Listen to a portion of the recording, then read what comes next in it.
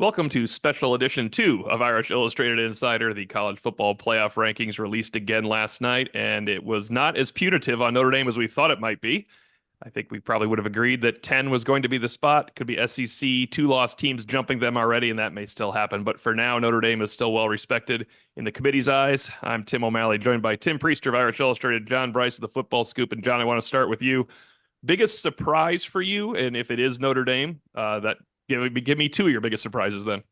No, I had some folks on campus yesterday afternoon ask me kind of where I thought the Irish would be, and I said right around that 9-8 spot. And so I can't say that I'm overly surprised by that. I continue to be um, surprised by Penn State's placement. I just cannot see it whatsoever. And I know there's a pretty strong argument to say, what are you seeing out of Texas as well? And I'm sure we'll get into that. But I just think the term I keep using is hollow. And Penn State, I believe, is a very hollow team. And I think if Penn State is 11-1, they will be one of the more hollow teams. And when you look at a Penn State resume next to a Washington State resume, if it's blind, I'm not sure how much difference you see in those. And Washington State has no path to the playoff whatsoever. And the Cougars are almost certainly going to finish 11-1. And I'm not saying either team is elite. I'm just saying I don't understand Penn State being fifth.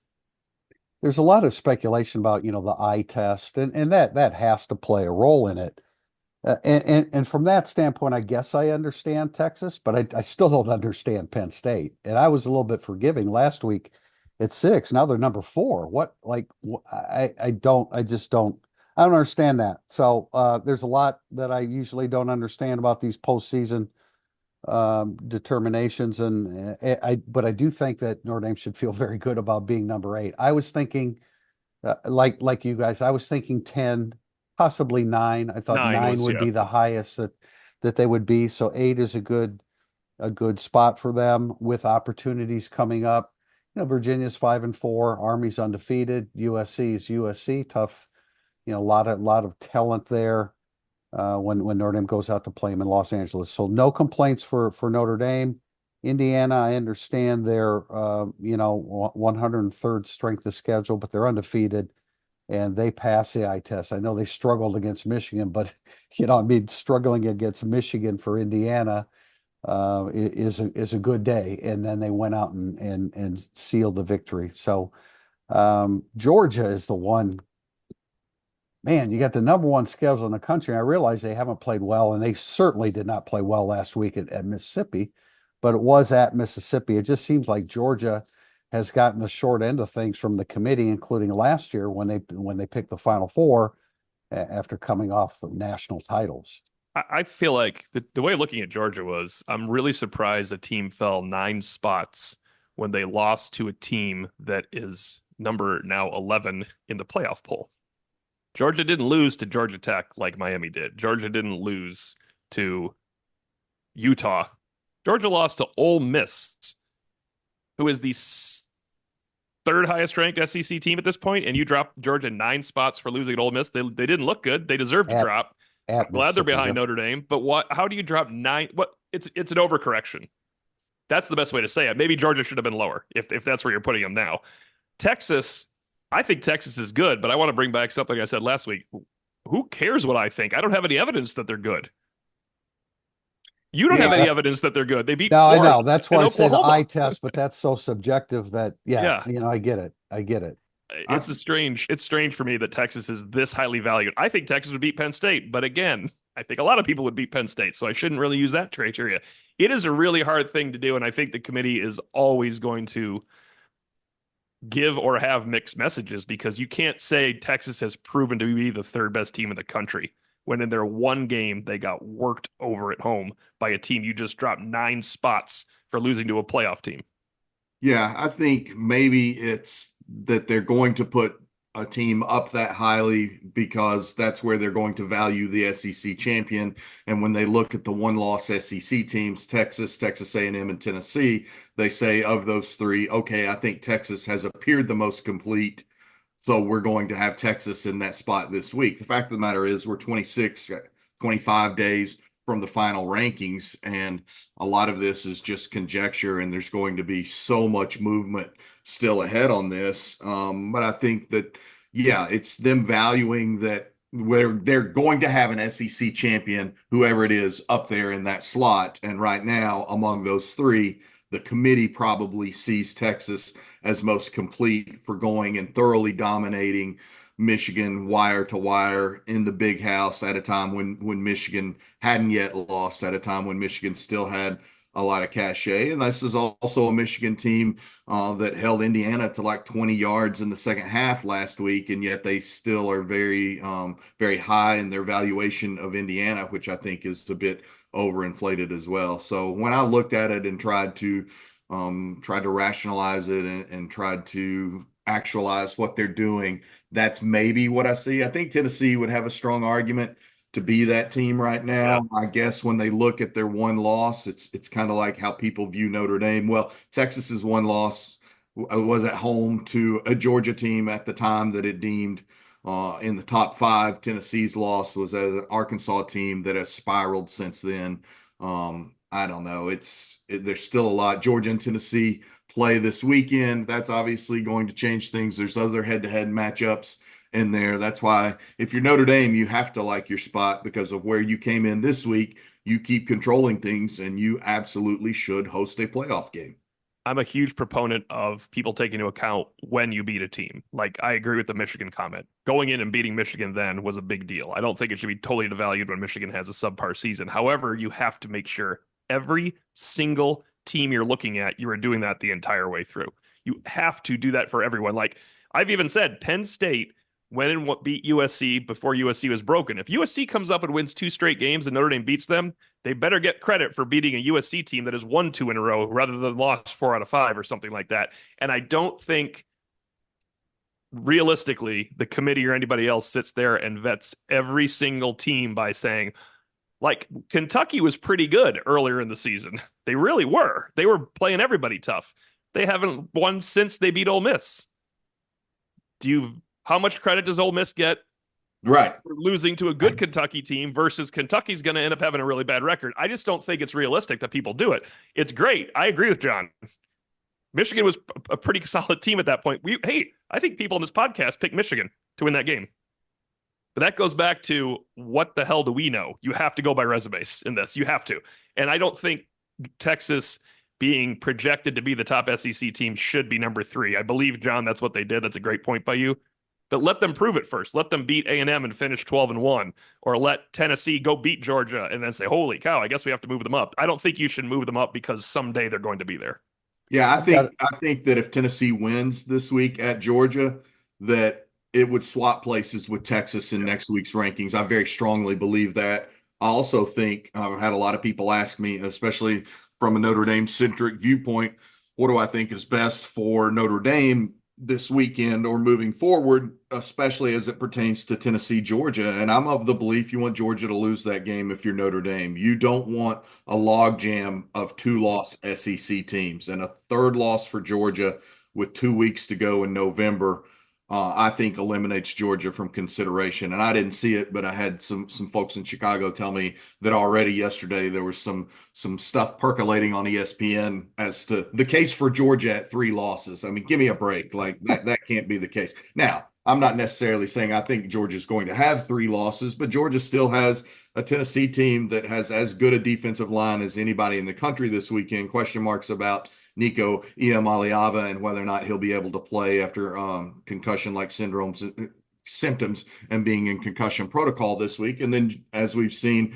Georgia Tech has proved something of a giant slayer this year, and the Bulldogs have that end-of-the-year rivalry with the Jackets coming up as well. So a lot going on there. I do want to make this quick point, TP. I'm probably talking too much, but this is what I was talking about earlier on that drives me nuts. This is a tweet from a national writer that says, number 3, Texas, 0 ranked wins. Number 4, Penn State, 0 ranked wins. Number 5, Indiana, 0 ranked wins. Number 6, 6 Notre Dame, lost to 5-4 Northern Illinois. Well, you're moving the damn goalpost right there with that stat, because if your first three, you're establishing a baseline of those teams don't have a Yeah. ranked win, then you get to Notre Dame and say, well, they lost to 5-4 Northern Illinois. Yes, Notre Dame has an absolute trash loss. Notre Dame has 3 ranked wins, 2 of them away from home. And then the last data point on this person's tweet says number 12, Georgia, 15-point win at number 3, Texas, 28-point neutral site win versus number 3, Clemson.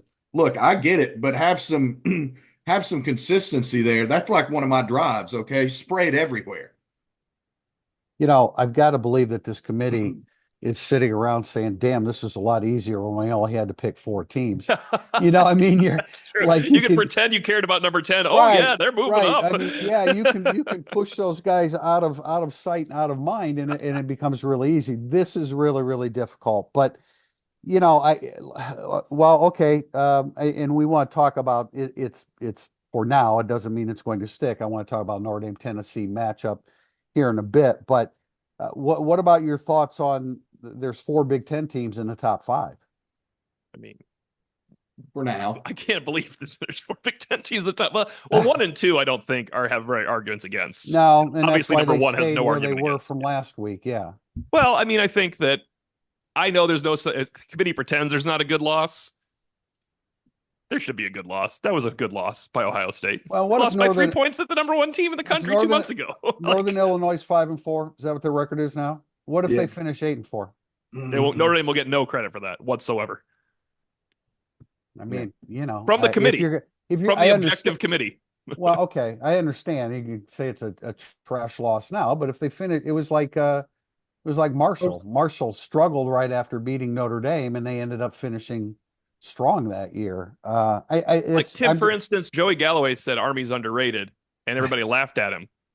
Okay, well, so Notre Dame beats a ranked Army team and they fall out. That's not a ranked win. This is like you're not getting credit for Navy and Army being good this year. It's an unfortunate thing. No, you needed... I get that, but Army really, really, and I don't like to say this but Army really has played no one. I mean, their first up until North Texas was a challenge. That was his point, actually, Tim, because he was saying I think it was McFarland said Indiana.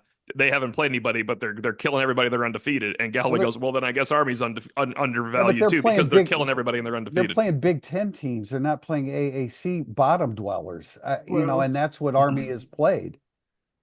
They played some pretty poor non-conference teams for sure. They played an FCS team early in the year. Maybe it was Indiana State. Maybe it was Eastern Illinois. I don't even remember who.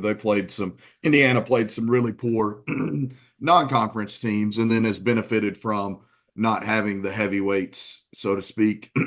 But they passed the eye test, JB. They've been killing people up until they struggled and won against Michigan. They've been hammering people.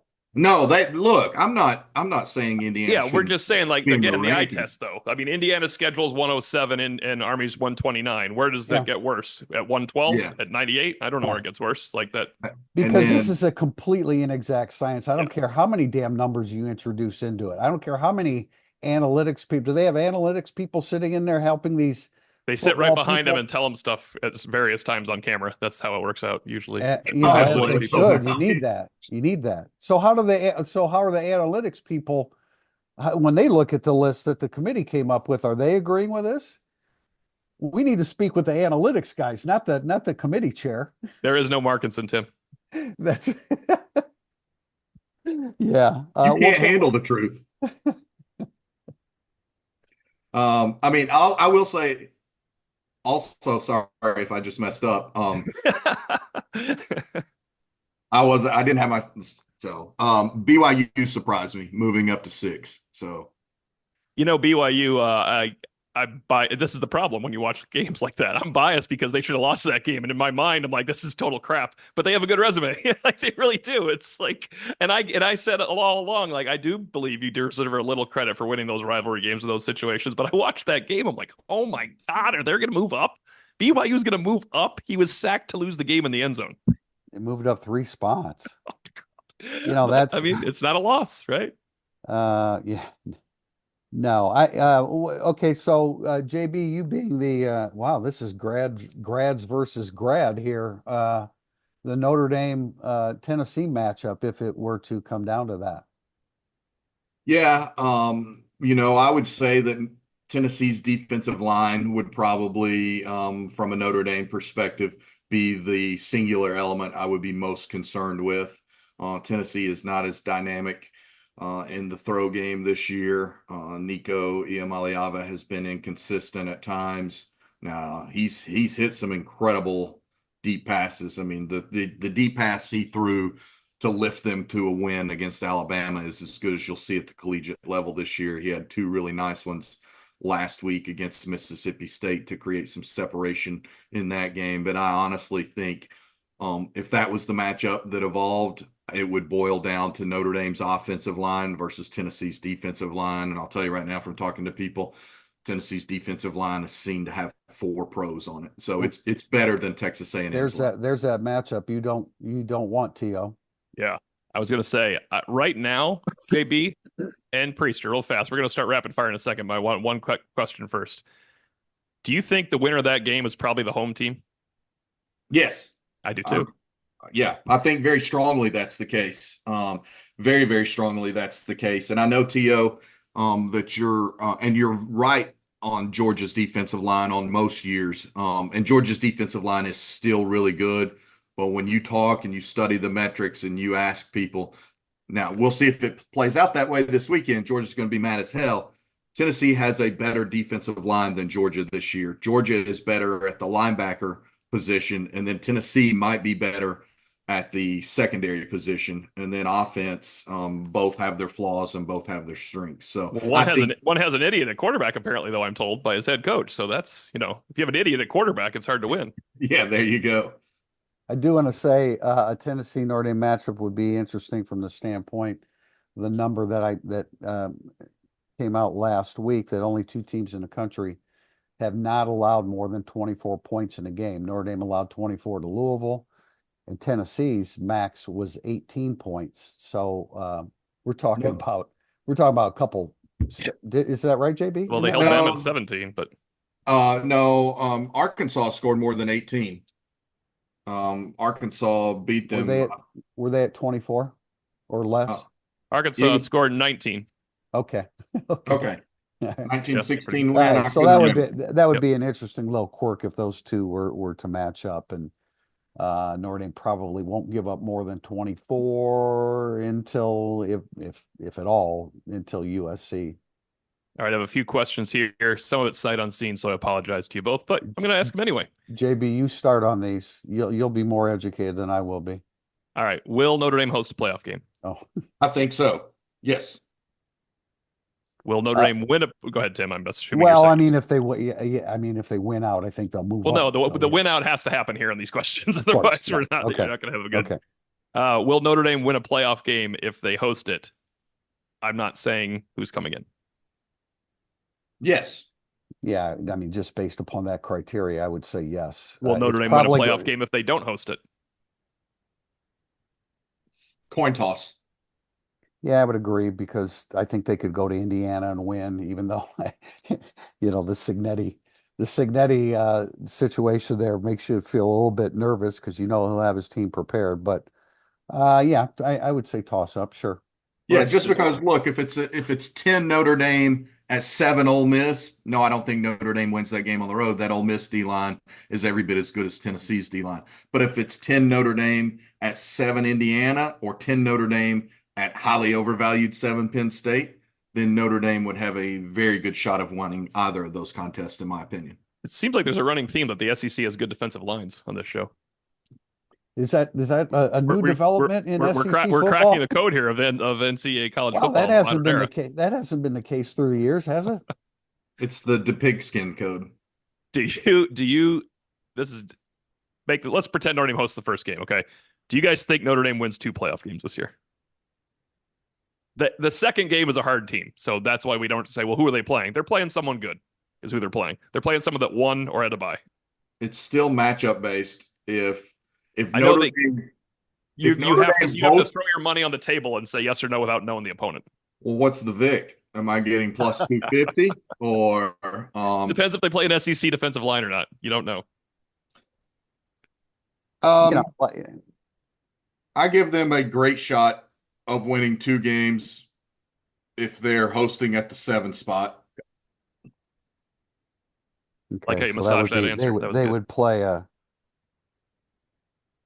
you're saying Texas? I mean, I guess that's who it would be at this moment. If it's Miami, I like Notre Dame's chances a lot.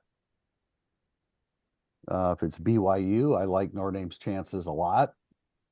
Here's here's one thing we haven't done over the course of this pod that I really want to stress is I think a lot of good things tangentially happened to Notre Dame this past weekend. I think it's very good for Notre Dame that Miami lost and that the ACC and that SMU came in 14th because I think it makes it increasingly likely that the ACC is a one bid league. I think right now that's a friend to Notre Dame. I also think that BYU nearly losing, and I'm not sure my colleague Zach Barnett at Football Scoop says it best. Like the Big 12 has the lowest ceiling and the highest floor. And so I like watching Big 12 football.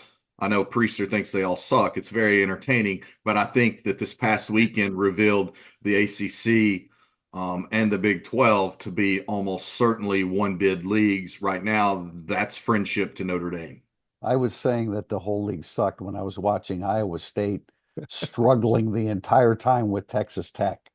It's Also, just they don't have SEC defensive linesmen while leading to the Harper or hammer right, on that right. point. So no, but While BYU leading the conference. Yeah.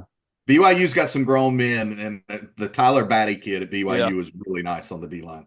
and this one goes away from Notre Dame. All right, is the Final Four going to be chalk? And I don't mean seeds. I mean Vegas chalk. Like when No, you see this, will the Final Four end up being chalk? no. That was something that when I first heard about the 12-team playoff, I said it's going to be the same damn 4 teams it was going to be if it was a 14 team tournament. I disagree with that now. I mean I agree with JB.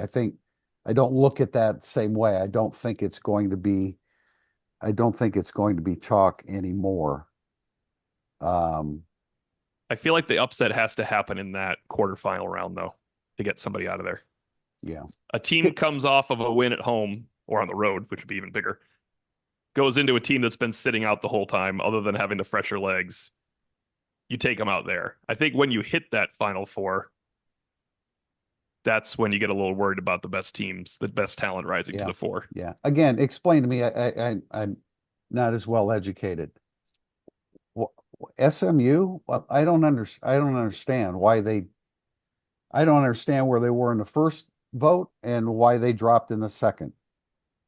Did they not win at Louisville and win at Duke and beat Pitt by 23? And they only lost to BYU. And they lost to BYU by 3 points. I don't now their strength of schedule is what was it last week? It was well they weren't in the top It 12, looks so I like didn't have it 80th written right down. here.